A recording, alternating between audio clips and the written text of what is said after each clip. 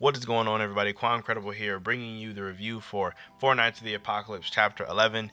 And this chapter, honestly, it was a lot of unexpectedness, or I guess not too much, but basically, like, I didn't really expect a lot of the things that happened in this chapter. I didn't see it coming. But to start out, essentially, the chapter begins with Sin telling them exactly how, or not exactly how, but giving them an idea on how to get Ordo to turn back to normal, and that would just be to destroy whatever turned him into this giant monster.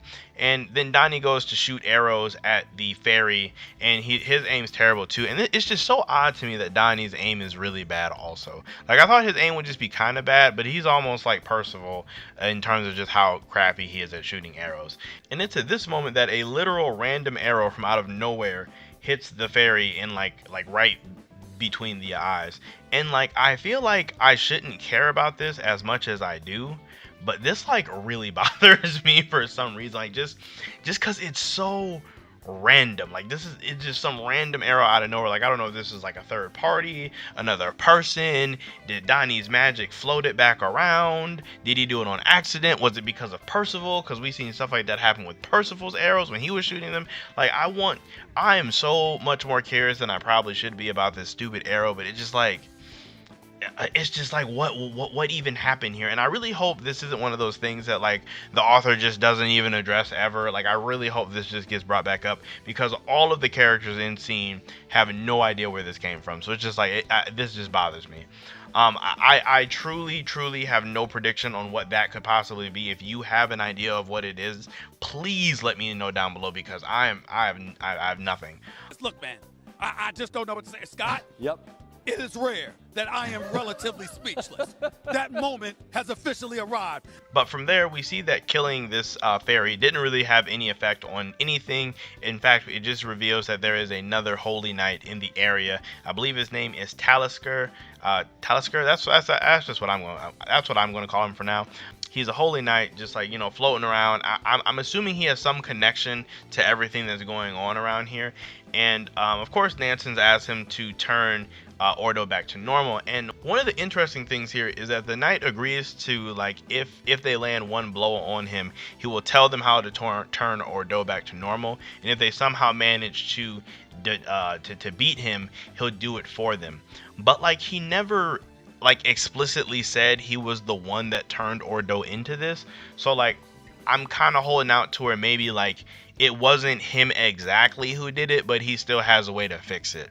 And as the same thing with Pelgard, I don't necessarily think this guy is going to go through on his word if they do even manage to land a blow on him. I don't think he's going to tell them how, or if and I honestly don't think that they're going to beat him either, just because so far in Four Nights of the Apocalypse, the Holy Knights just appear to be so much more superior than regular people. But I guess I can't even say that, because even in Seven Deadly Sins, Holy Knights were vastly superior to regular civilians and just basic magic users. So I guess this is still within line. I really do kind of hope that we get to see these holy knights in comparison to like old things that happened in the Seven Deadly Sins, because I'm so curious to see where like Ironside or Pelgard or this guy Talisker actually stack up to older holy knights. Like where do they stack up to like Jericho or like Gila or like Hauser and Griamore and Gilthon? Like, I'm just very curious to know like how strong they are in comparison to these guys, because as of right now we don't really have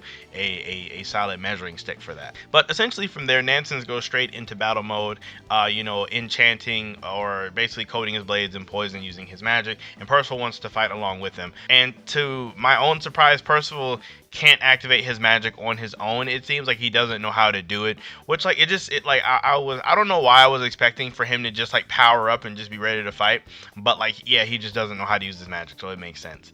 And then like one notable thing that Four Nights of the Apocalypse is doing much better than the Seven Deadly Sins is when Talisker makes note of Nanson's being able to enchant and shift his magic around, to coat his blades, and saying that he has a young talent.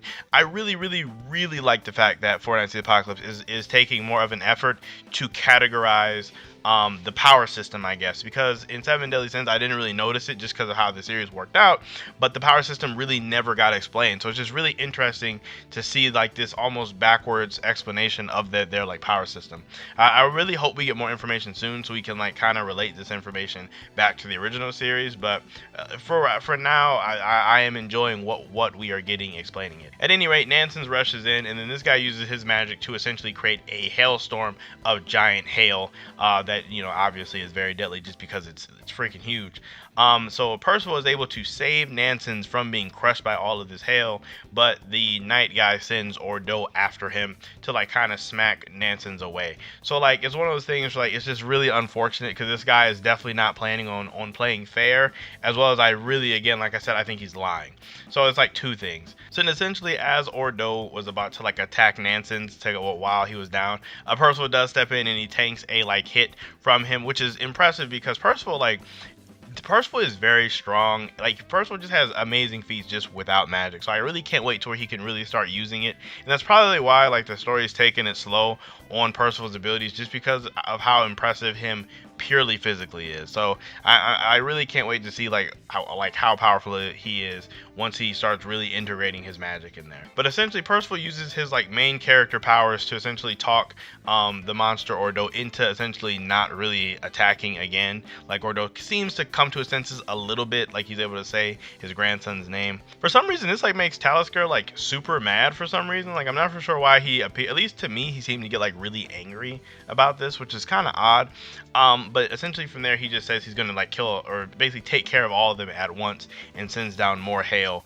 But then Percival jumps up and takes care of all of the hail falling down. Now this is like really impressive just because like Percival, even though he didn't necessarily hit every single piece of hail because he still took damage himself, like he still got hit like in the head and in the body and all that other stuff, he was still able to essentially stop a mini concentrated hailstorm on one exact area, which like I feel like is really impressive. Like I feel like that's like a low-key dope feat to me.